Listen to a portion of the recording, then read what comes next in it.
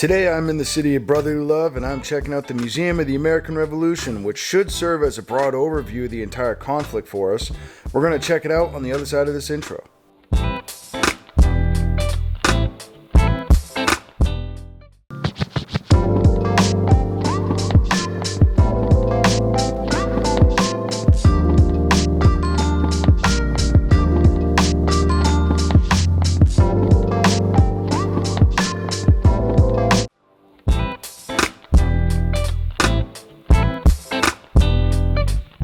Right when you walk in, these are the questions the museum is going to answer, and I love the simpleness of the cobblestone projection on the floor. It's a nice touch. So by 1772, George Washington was still a loyal subject to the British Crown and had even distinguished himself in combat for the British. So this is a map of the American colonies in 1763, and you see that the British Empire had the large coastal swath of populated land. King George III, public enemy number one.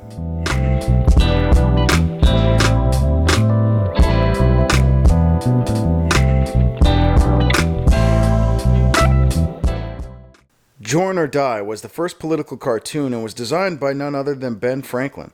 It meant to Franklin that the colonies needed to unite together or they would die like a snake cut apart from one another.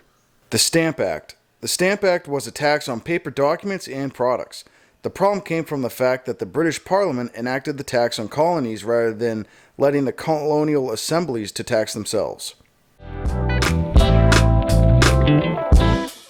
So this is important to know, is that the Revolutionary War did not start with outright violence, but was at first a war of words. However, violence did overall help win the colonies the war. The British didn't understand what the Americans meant by representation.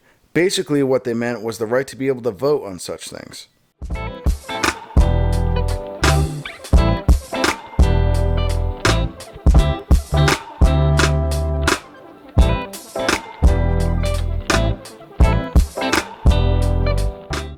Resistance begins with the Boston Tea Party after the Tea Act was passed.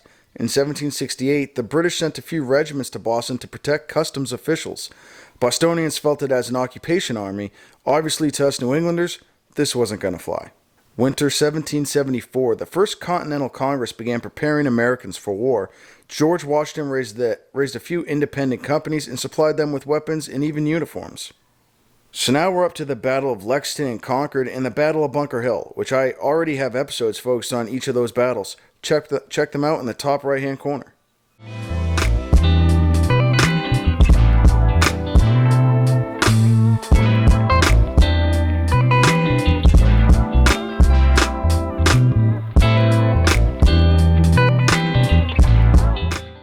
Washington had to get used to commanding men from New England because they held different traditions. Southern officers would usually keep a distance from them between themselves and their enlisted men, while New England officers tend to live, sleep, and eat with their enlisted men.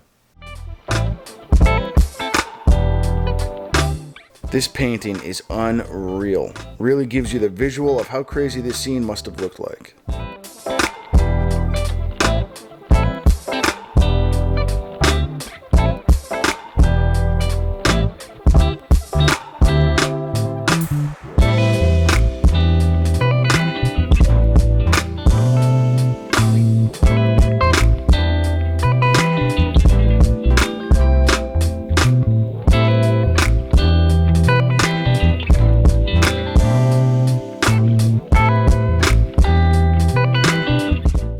The heart of the rebellion is now really broken. This is from November of 1776, which is the lead up to the 10 Crucial Days. Don't know what the 10 Crucial Days were? Don't worry, this season of Running Down History will fix that. A brawl in Harvard Yard. Boy, this really gives you the full 360 of what it could have looked like.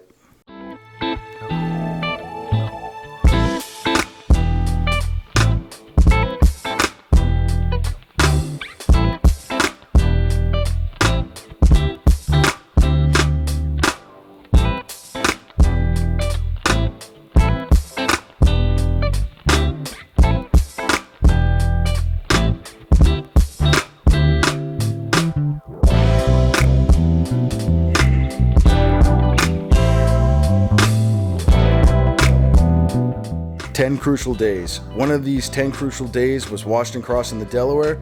More on this definitely to come.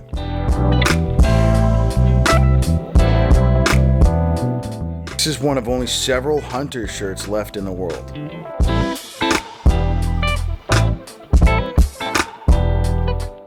Entering Valley Forge in the winter of 1777. Once again, more on this certainly to follow.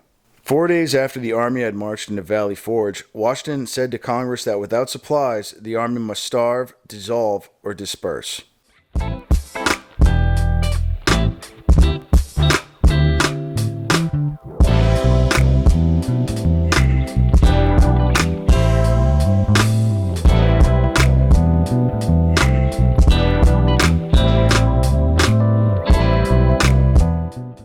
1778 to 1783.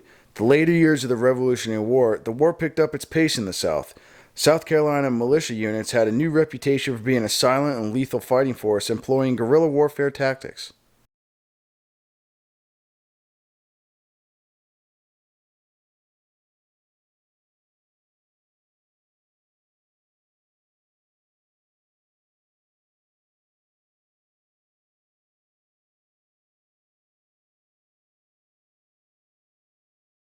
An effective rifleman at the time could fire 3 aimed shots in a minute. Do you have any idea how fast and silky smooth you have to be to accomplish that feat? By late 1781, Cornwallis surrenders to Washington at the Siege of Yorktown.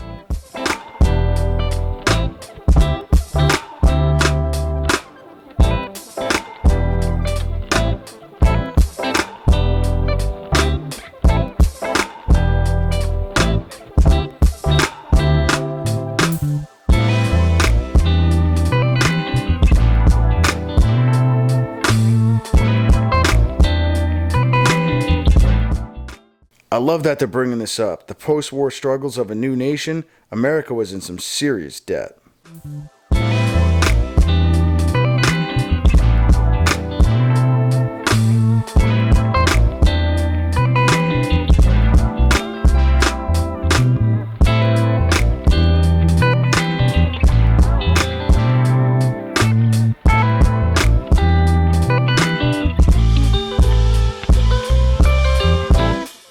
When writing the Constitution, Americans were at odds over the idea of having a centralized government with power versus having strong state governments instead of having so much oversight.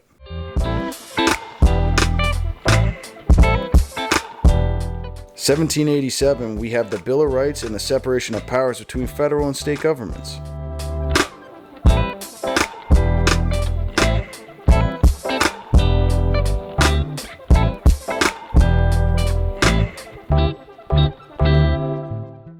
As you look at this map of free states versus states where slavery was still a thing, you can already see the American Civil War in the offing.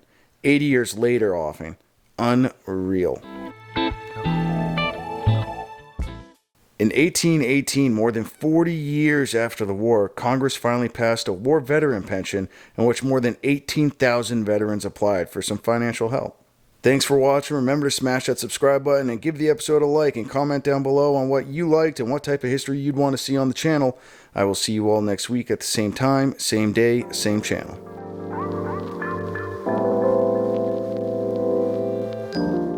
Ugh, a tea canister. I'd definitely throw that thing in the harbor.